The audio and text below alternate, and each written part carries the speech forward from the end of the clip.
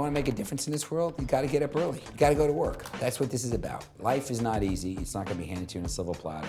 Inner strength is the ability to acknowledge your weakness publicly. If you could do that, you're stronger than anyone else. My strength is energy. I have a lot of energy, and I've always had it. I think a lot of people would argue that it's not just about working hard and you have to have a bit of luck, but I've never believed in that. Things fail every day.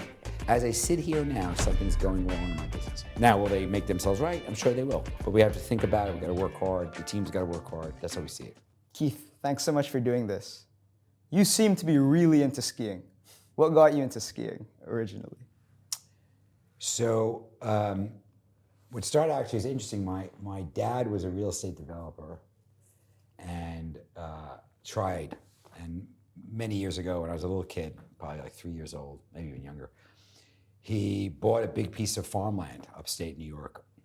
And his vision was to convert it into condominiums, part of it at least, because it was on the back of a ski resort called Hunter Mountain. And he had this dream. And I'm not sure what actually happened, but one way or another, it didn't work out, and the banks foreclosed on the property and took the land away from him. But originally it was a camp, a sleepaway camp, which had bungalows on it. And when the banks did the foreclosure, they kind of screwed up, and they missed on their pledge a piece of the land which was on the other side of the highway, which were 2 bungalows and a small pond. So my father, we ended up having this cabin, and it was a summer cabin, very small.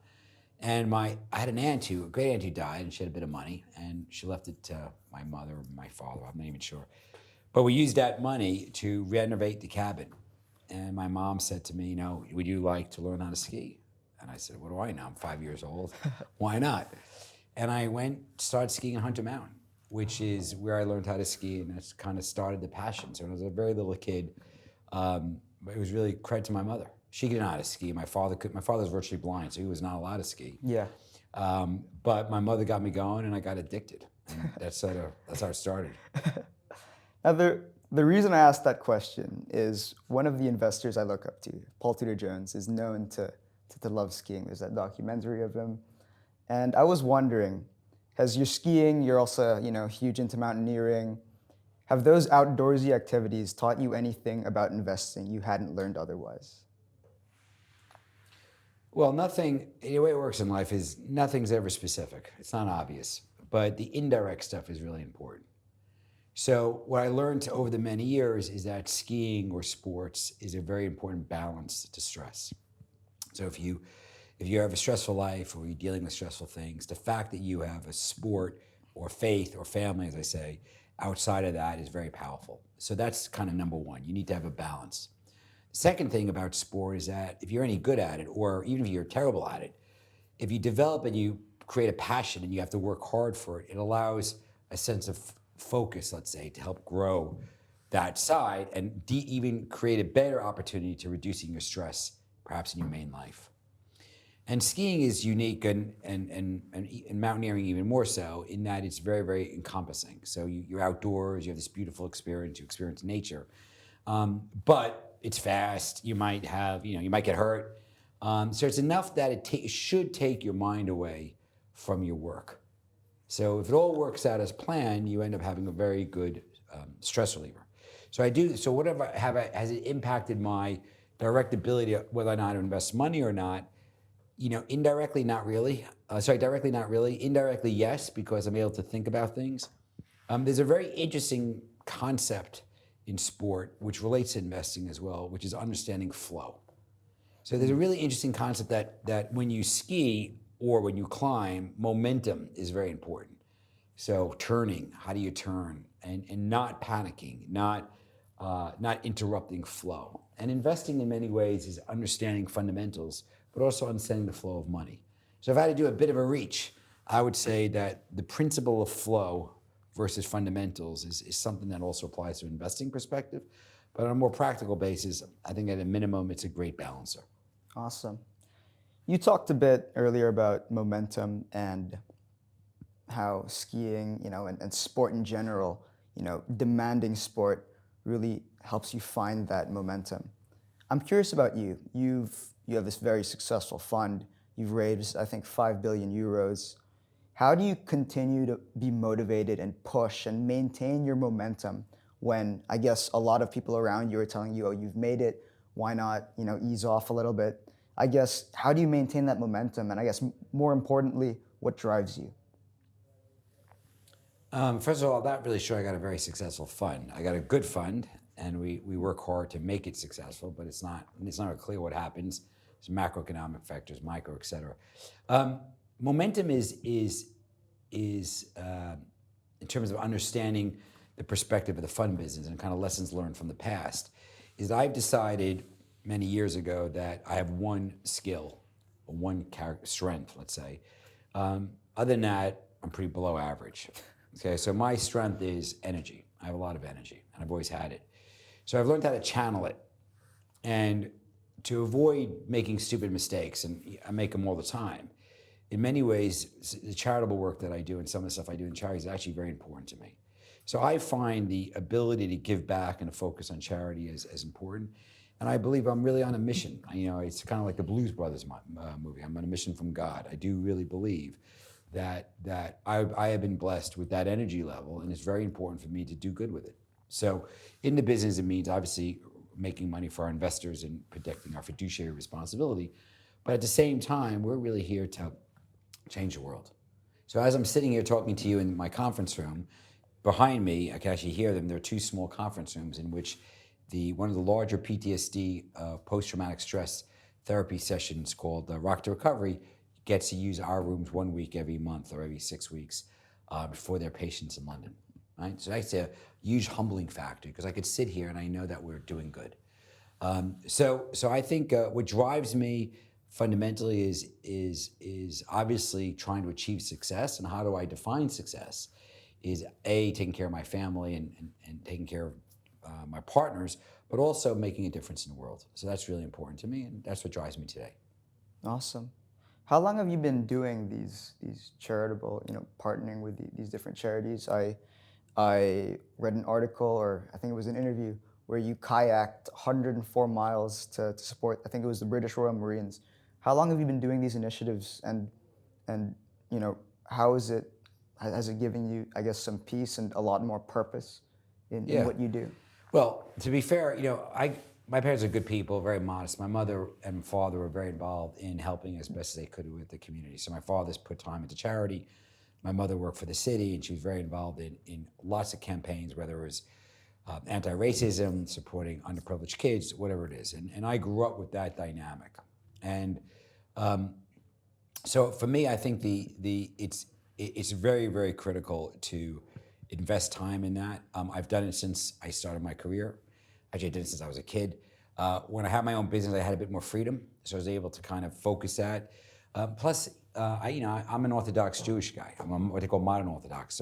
So in my faith, we believe in giving back. We believe in trying to help change the world to a positive way. And that means giving about 10% of your money away every year. It also means actually adding value in that regard, and I do a lot of work in that space. In terms of the actual specific initiatives, that's evolved. I would say Patron, as we grew as an organization, we felt that a lot of the veteran stuff was interesting. I met some people doing adaptive skiing, and I thought that was a great thing in light of my skiing to bring disabled veterans away and get very much involved in that. Because of a fantastic person named Bernice McCabe, many years ago, I got introduced to the PTI, which is now I think the largest charity for state school, professional development for state school teachers in the United Kingdom. We have about 4,500 teachers in the program roughly a year, and impacting about 750,000 kids. And then on a Women in Safe Homes Fund, that was a way of reflecting our ability to make a difference in society. I have a very good team of people who helped make that happen. So the combination, those are our initiatives. They have at different levels. So the kayaking you refer to is something that is part of the Royal Marines charity that I've done for over 15 years. I'm the vice patron of the charity. It's an amazing, amazing group of people, the Royal Marines. And the charity itself is really designed to help the 22,000, or I think it's 24,000 individuals who are directly veterans or serving, or their families. And in the boat, I had people who served multiple tours in Afghanistan and Iraq, and what they went through and the challenges they have. And I was there to help kind of push it along. So it was a very big challenge for me personally. But perhaps the more enjoyable experience was working with the team and the group to accomplish the goal. So all these initiatives in building the world and trying to make the world a better place, I imagine you want to, you have some children, you want them to carry on what you've done, I guess, build on top of your success. How do you make sure that, how do you instill that drive to help the world into your kids? Well, I don't know. How's that? The slightly longer answer is I've done everything in front of them or with them. So at 14 years old, each of my children had to do what's called the Breslauer test, which means they had to do something extreme. They had to work their ass for it, and they had to do it in the name of charity. So my oldest daughter did Kilimanjaro and raised money from charity at 14. My second daughter did Gran Paradiso and then Everest Base Camp and taught at the schools in Nepal and Khumbu Valley. My third daughter climbed Dôme de Géant, which is a very serious climb, and she raised money for Great Orphan Street Hospital. My son climbed the front face of Brevant, which is a very scary, huge cliff at 14, and he raised money for his nominated youth charity. So they know the deal.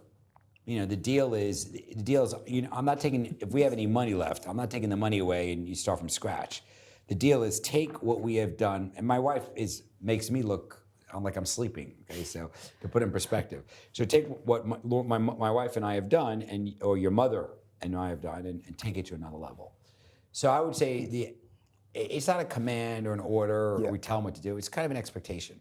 And thank God I got good kids, and they operate that way and they think that way. And I guess on taking what you've done and bringing it to the next level, how have you tried to teach them, I guess, the skill set you have, or you talk about your skill being your energy.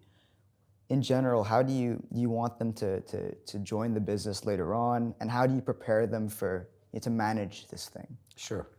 I have no interest in joining a business. Okay. That's a cultural myth in my world. I need them to be independently strong without me and my wife, period, the end. To do that, they need to do as much as they can to develop those skills on their own and to immerse themselves in those opportunities where they could learn from others. So my attitude was, I will help you to some degree, but you have to work hard and get the skills. This is not about an easy way out. You got to work hard in life, and that's what it takes. And you mentioned a comment about our success. Yeah, we've had great success. We raised a lot of money, but it took 760 meetings over 18 months to pull that off. And of the 560 new meetings with new investors, and 300 call it unique meetings, we got 14 new investors. That's it. So you have to learn how to be rejected all the time. So the trick is, at least I always say, is goal orientation. Focus on what you're trying to achieve. Understand the dynamics to do it and work really hard for it. Because in reality, it's just not, it's just not easy. And things are competitive. And you get enthused, in terms of energy and excitement. Good example, this podcast right now, the film crew that you have doing this and the sound crew is much more impressive than all the guys that we've hired in the past 5 podcasts that other people have done. And they all look like they're 12 years old. Okay? So what's the story? The story is they all got together to build this thing. They got a great idea. They're all skilled, and they're going to kind of make a difference, and they're going to try to make money. That's exciting. That's competition. That's what we got to do. So my advice to my kids is, just don't sit on your ass. This is about working hard and goal. And if you do, you'll be very successful. And balance, going back to skiing, and faith and support and family. Very important to have that balance. When you have the balance, you should be okay. It's not easy, but hopefully you should be okay. Wonderful. Let's say there's a 20-year-old in front of you, and he asks you a question. I have unbelievable drive. I want to make it. I don't know what to do, but I know I want to build something big. I want to build a big business. I want to make, let's say, lots of money. What would you tell them to do?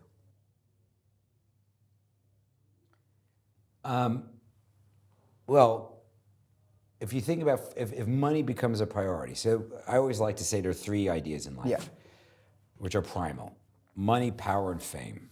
So money is to do whatever you, theoretically, to earn or have a certain lifestyle.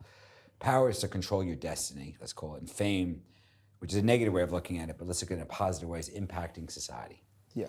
So some people have different orders. But if someone said, I just want to make money, that's all I give a shit. I just want to make money.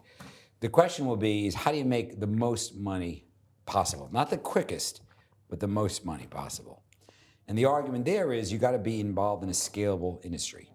scalable business, something that's not necessarily linked to time. And the question is, what is that?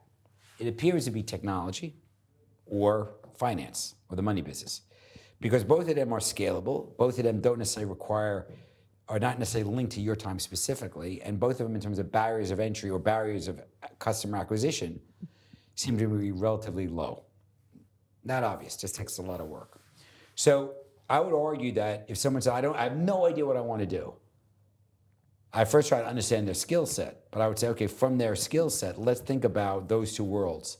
If the answer is money is a priority, let's think about those two worlds and let's figure out what's the opportunities there. That's what I did. I knew when I was in high school and then ultimately in college and in graduate school, I needed to make money. I had no money. My parents need help. I need to help them. I had to help others. I had to do what I had to do. So what do? So I love the money. I like the money business. I discovered how scalable it was. And that's why I became interested, and I went and worked at that time, I thought one of the best firms ever, which was then Lehman Brothers. So that gives a flavor.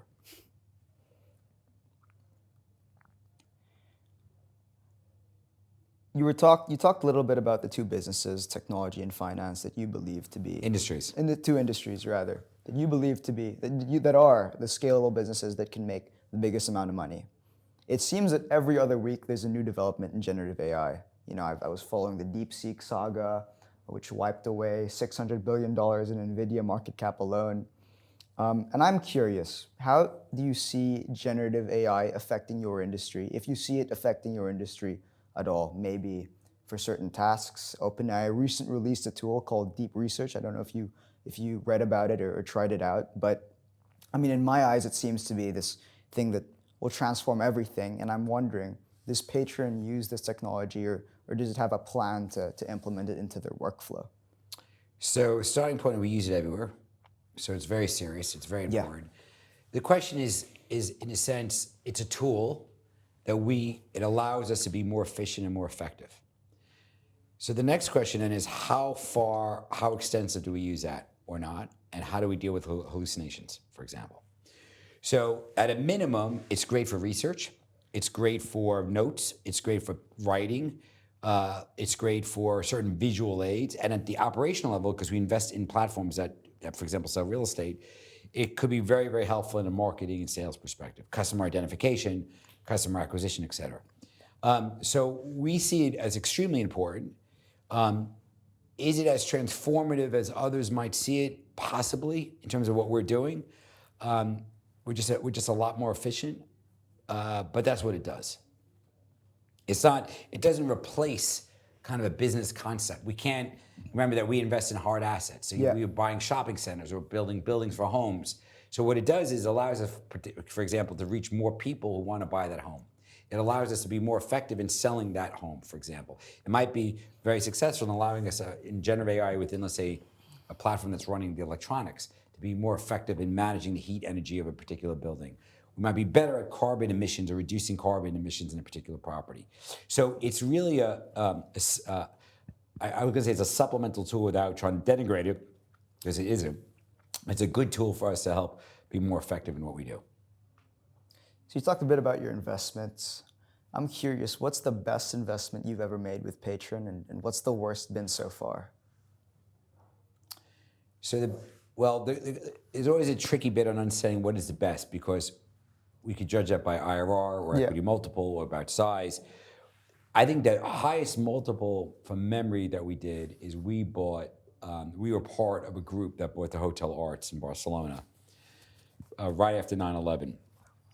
And we made a lot of money. We made a high multiple on it. Although it was a relatively small deal, we made a high multiple on it. And the reason why that was so successful is a lot of reasons, but one of them was we just bought it very cheaply because it was right after 9/11. And no one really, everyone thought that back then that business travel might be permanently hurt, and we just felt that was not the case. And there's a lot of other components of it. In fact, there's an Harvard Business School case study on it. So that was our most successful, I think, by multiple from memory. We had another very successful investment, which did not make as high as the multiple, but did on a lot more money. So we made 2.5 times or whatever. When we did the Perpetual forecourts, we bought Perpetual forecourts to add food onto them. And we then bought 45 stations, and it was really converting those stations. And then we realized there's a much bigger opportunity, and we bought ultimately about 375 stations. So in terms of economics, we bought it at about a 10% yield, and we sold it at about a 14. Oh, wow. So it's a hugely profitable investment. I think we made 2.5 times, so it was a lot of money, on a lot of money. I think the singular worst investment was Romania. So we were investing a lot in Central and Eastern Europe. We were making good money, and we started doing ground-up development. Okay. And that was okay, but it was a lot worse if you had zoning risk. And the problem in Romania, or at least the assumption back then, was on paper, you're buying these old factories so the communists used to put factories in the middle of the town. So the theory was, because they celebrated manufacturing, so these factories were dead. So the theory was, you buy the factory, you get it rezoned as residential or mixed use. You then build your towers and you sell, and you should make a lot of money. The problem is, instead of taking 1 month or 2 months, it took 14 years or 10 years, or whatever, a very long period of time to get the zoning in place. And in Romania specifically, we stepped into a deal where we helped a party out which had leverage, which had debt. So the minute you had these massive delays, you start blowing up your debt. So the result of all that, it was just a crap investment. It was terrible. It was our worst performer ever.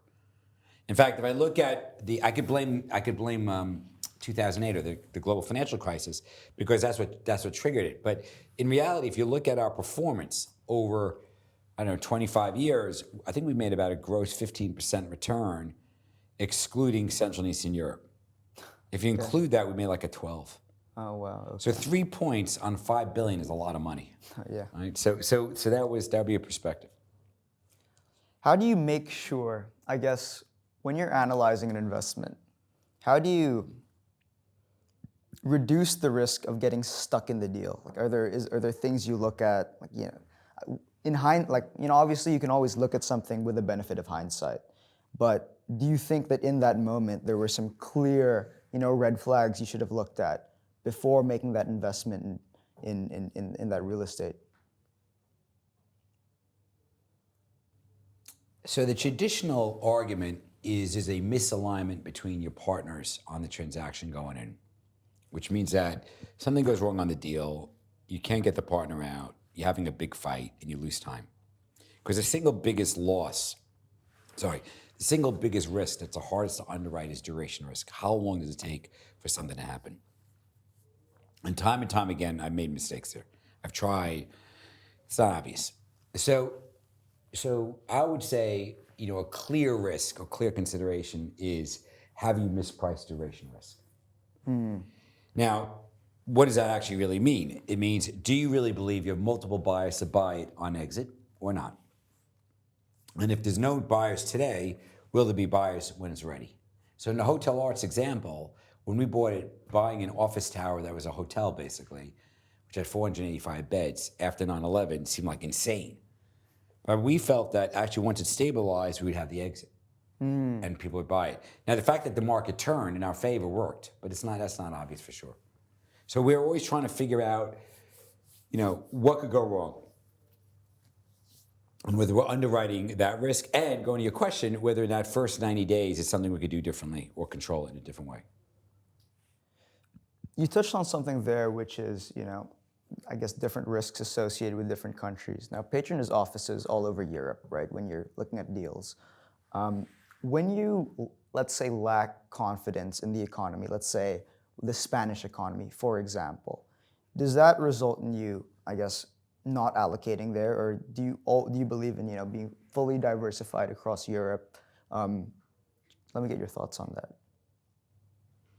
So our approach is to Western Europe, which is what we focus on, is to assume that there are two big markets that are distressed or have quite a lot of challenges. One is the UK and the other is Germany. UK is not really distressed per se, but it's a big market. Excuse me. There's a lot going on. But UK and Germany are, let's say, 50% of the book. 20 to 30% Spain and Portugal and Ireland. Okay. Why? Because post 08, not a lot got built. A lot of reasons why it didn't get built. So there seems to be a big supply-demand imbalance. Supply-demand imbalance across many of the asset classes. And then you have the other markets, which would be the Nordics, the Netherlands, and we assume that's about 10% of our business. So going to your question, we might invest in 4 or 5 markets across the fund. And in typical fashion, it might be half at UK, Germany, a bit in Spain and Portugal, and then the rest spread out. That would be the approach. Okay. Are you bullish the UK? Are you optimistic about this country's future? I hesitate to answer because I am an optimist in general. Okay. I do believe England is an amazing country. And I love living here, and I love being part of the country and helping give back, which is why I do so much for the military and for school teaching. The problem or the challenge of England today is leadership from a business perspective is highly suspect. So when Rachel Reeves makes these announcements about increasing national insurance or increasing the national minimum living wage and has all these great ideas, and then we're going to have growth. Well, how exactly are we growing? What exactly is the plan? What actually are you doing? Right? I own a house builder. It's with a great team of partners. It's a fantastic house builder. Are you really going to release planning in the local markets or not? And how are you going to do that? There are some pretty fundamental questions. So if you want to buy off on England is an amazing place on a standalone basis, tell me how you're going to grow. What are the tax incentives for me to invest in the country? Now, related to that is what's going to happen with Trump. So if Trump announces a trade policy deal with England versus Europe, and it's positive, it might be a huge home run for the UK because it'll increase trade in America and the UK. But we don't know. So the answer, and in the other pit that bothers me, and I talked a little bit about in an earlier session, is I'm a big believer in giving back. I think if you move to this country and you benefit from this country and your family benefits from this country, you have a responsibility to give back to society. Your responsibility is not to alienate yourself, not to hide in your little group of people, not to form judgments on others too quickly, but rather to try to kind of have an open and free society where you work on or you live in a very civilized basis. That's what I try to do. And I think, unfortunately, England has become a little bit more segmented. And trying to get everyone to be working together for a common goal or a common thesis seems to be pretty important. And it would be great if the political leadership reflected that. But they're not quite there yet. They might get there, but they're not quite there yet now. I'm on X quite a lot, and I study in the UK. I'm a third-year undergrad. And I have a lot of friends who are in the US. And one of the things I notice is in the UK, the culture really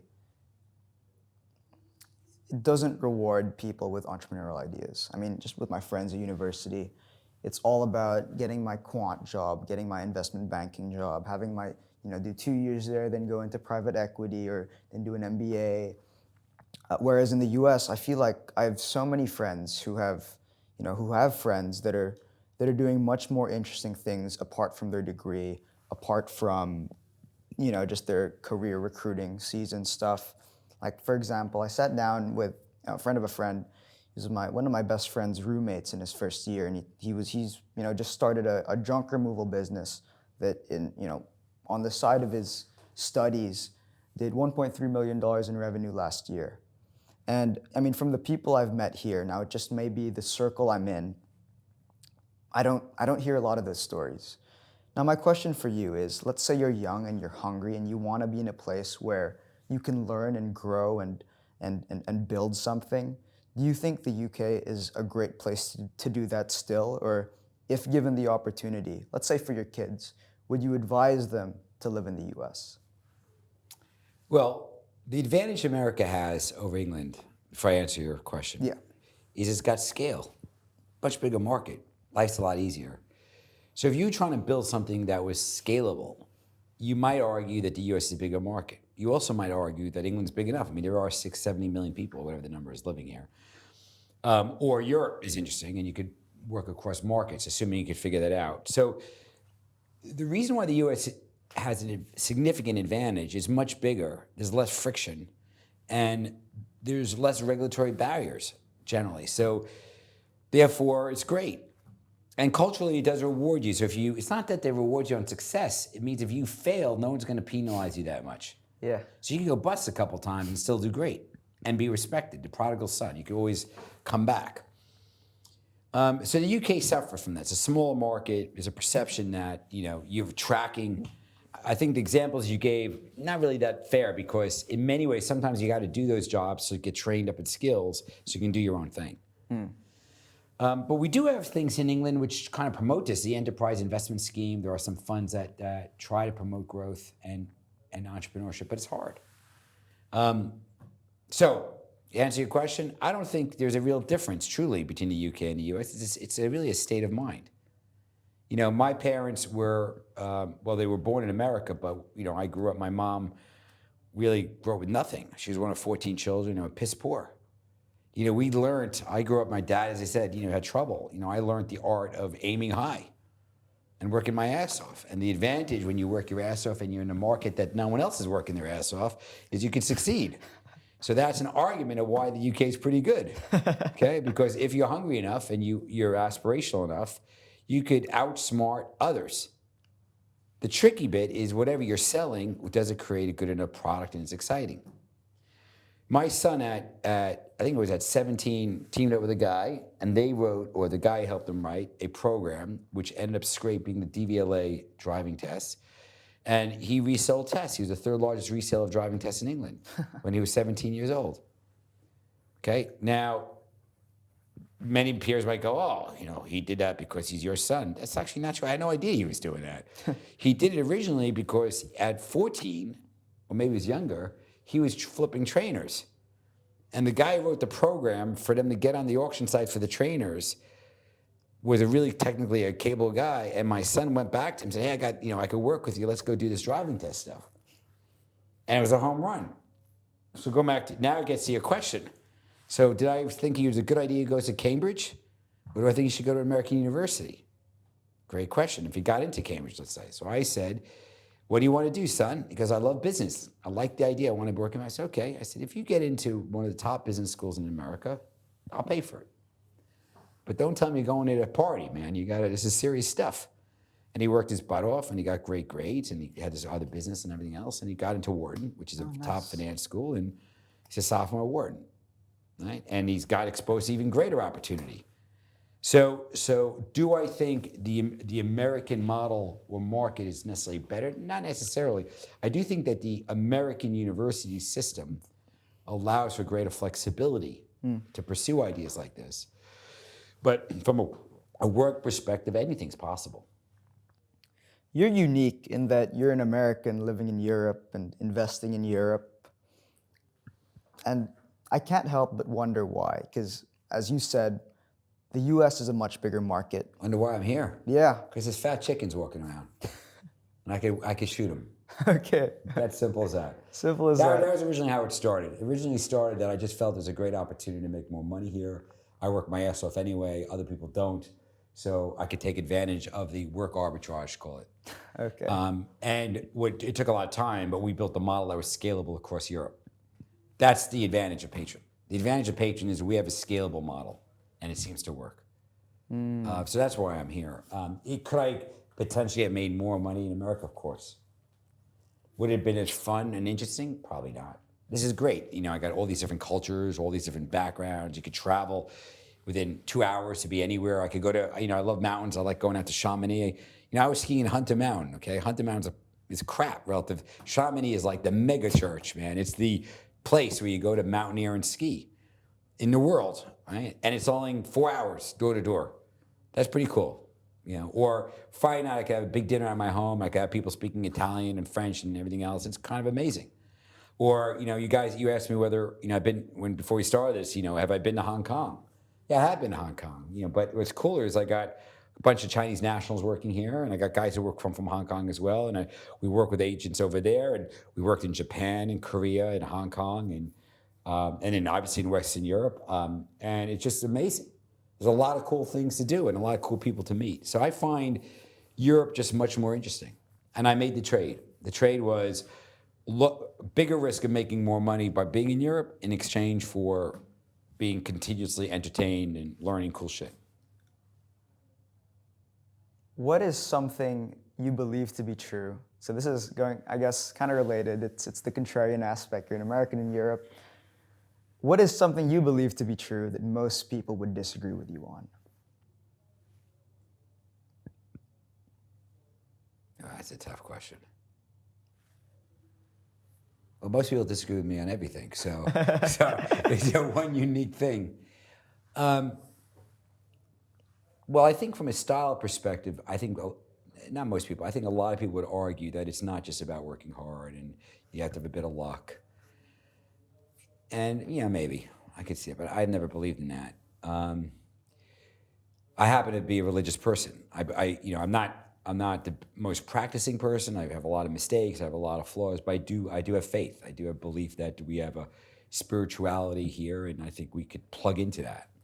Not a lot of people agree with me on that, but I think it's important. And whether they agree or not agree, that can form their judgment. It doesn't bother me. I mean, it's everyone's. You should, in a world that's free, you should have your own views and not, be succumb to one particular idea or not.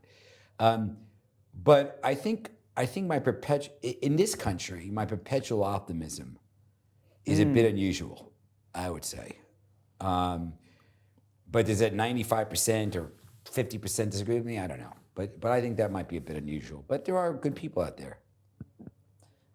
You said that your optimism is quite rare in this country. How do you My perpetual optimism. Okay. There are a lot of people optimistic, but they get down a lot. I mean, it's dark all the time. I mean, what do you think? It's hard to be optimistic when it's dark and raining half the time. So I guess my question for you is, how do you remain perpetually optimistic when, as you say, everyone around you is either optimistic sometimes, but gets kind of sad. You have to have balance. It's very important. So if you experience hardship, which we all do, and I've been through a lot of hardships in my life, it's very, very important to have balance, because the balance allows you to tune out, to think about it. So I've been working since 4:30 this morning. So tonight, when I get done with work, I'm gonna go climbing. I have my trainer, and I'm gonna go to a climbing place. He's gonna beat the crap out of me, and I'm gonna climb for an hour and a half, and I'll come home, and that's it. Why do I do it? Well, and by the way, I'm like the oldest guy in the climbing gym by like 20 years. People are already out, even though I've done a lot of cool stuff outdoors. Indoors, people are kicking my butt. And they're kicking my butt right in front of me, so it's a bit disappointing sometimes. I'm a bit fat relative to everybody else. So, it's kind of hard, but at least it creates a balance. So I could leave work and leave the work environment, go home, go back climbing, and afterwards, go back home, see my wife, and have a late dinner, and hopefully it goes okay. So it's really about, to me, it's not about being pessimistic or optimistic. I'm goal-oriented, and to the extent you get set back and you have trouble and you have problems, sometimes it benefits from pivoting to your other life, and then you can pivot back when you have a chance. I think that's kind of a great lesson I think I've learned over the years. I'm not sure I was doing that so perfectly when I started, but that's kind of a great lesson. When I sent you an email, so I attended your talk for Startup Nation, and you were generous enough to host it at your office. I sent you an email after, and I asked, I'm starting a podcast. Would you be happy to come on? And you replied to me the following morning before 6 a.m. I mean, I woke up maybe 7 a.m., which I think to be reasonably early compared to my friends, like a bunch of guys here who wake up like at 10. 10. And some guys, you'd be surprised. Wish them luck. How old are you, Keith? I'll be 59 in March. 59 in March. You could easily wake up, 9 a.m., chill a bit more. I mean, it goes back to what drives you, but I guess more than that, why be so tough on yourself continuously? I mean, I'm sure you sacrifice sleep pretty often. Actually, it's a great question. I mean, my mother's very ill, and she's got very bad dementia, and tied. She doesn't know who I am at this point, and it's tied to her diabetes. And there's a thesis that says that if you sleep 4 or 5 hours a night, it's not enough. Yeah. So there's a big debate: is it 6 hours, 7 hours? Schwarzenegger says you should do 6 hours, but do it quicker. To me, it's very important to get sleep. I used to not sleep a lot, and I spend a lot of time trying to get sleep. So when I'm up at 6 responding or 5 responding, it's because I'm in bed by 11, right? Or I try not to blow up my sleep too much because I travel a lot and it's always very hard. So answering your question a little bit differently, You want to make a difference in this world, you got to get up early. You got to go to work. That's what this is about. It's not easy. Life is not easy. It's not going to be handed to you in a silver platter. Guys are waking up at 10 o'clock. Don't hang around with them too much. Bad influence. And usually, I find at least in the morning, you get a lot more done. It's quiet. You can think. You're awake. It's good. By the end of the day, you're wiped out. It's a bit tiring, et cetera, et cetera. So do I think there's a point in slowing down? Yeah, my grandfather slowed down after he was like 90 years old. He stopped working, and he dropped dead a year later. So that's it. So I'm not planning on dropping dead. Okay. So my goal is to use that energy to keep working. And then one day, if I run out of energy, I run out of energy, but we'll figure it out. Because you never know. Shit happens. People get sick. Something could happen. All kinds of things can go wrong. So if you stay focused, you do some, you keep doing some positive stuff, you use your energy, it's pretty good. And nothing's perfect. I don't know whether our business is going to be a great business or not. We have to work really hard to make it successful. Things fail every day. As I sit here now, something's going wrong in my business. As I sit here right now. So over the course of, the half hour we're doing this, 10 things probably went wrong. Now, will they make themselves right? I'm sure they will. But we have to think about it. We've got to work hard. The team's got to work hard. That's how we see it. If I gave you the opportunity to call your 16-year-old self right now, would you call? And if you would call, what would you say? I don't think I would.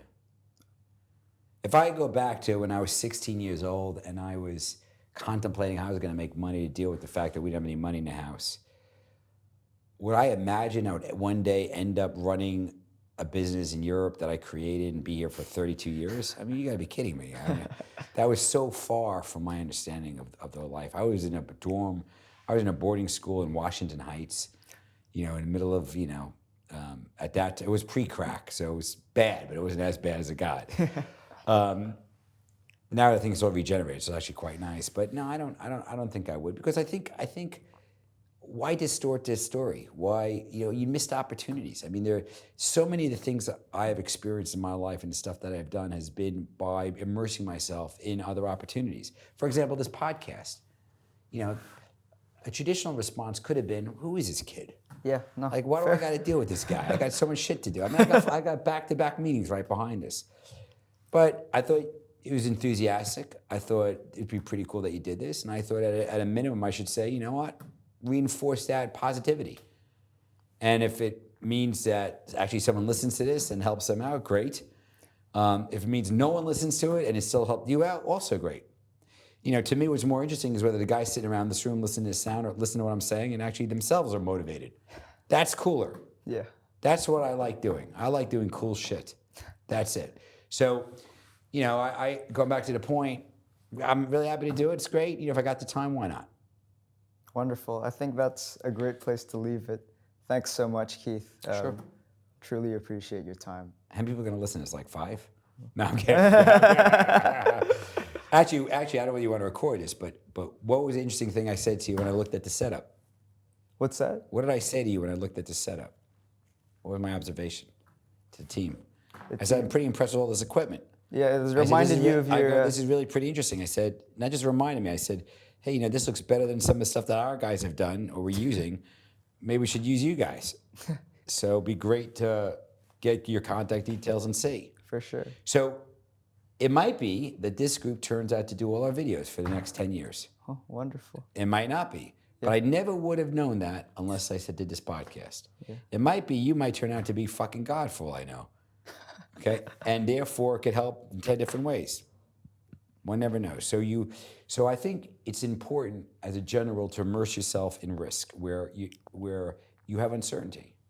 And through that uncertainty you learn. My mother taught me a very valuable lesson, which I like to always convey. Inner strength is the ability to acknowledge your weakness publicly. If you could do that, you're stronger than anyone else. And it's a very powerful point. So I know my weaknesses, I think. I kind of know my strengths, but that's okay. And we keep driving forward. Good? Wonderful. Thanks so much, Keith. Anything else? All good. Good? Okay, Yeah. man.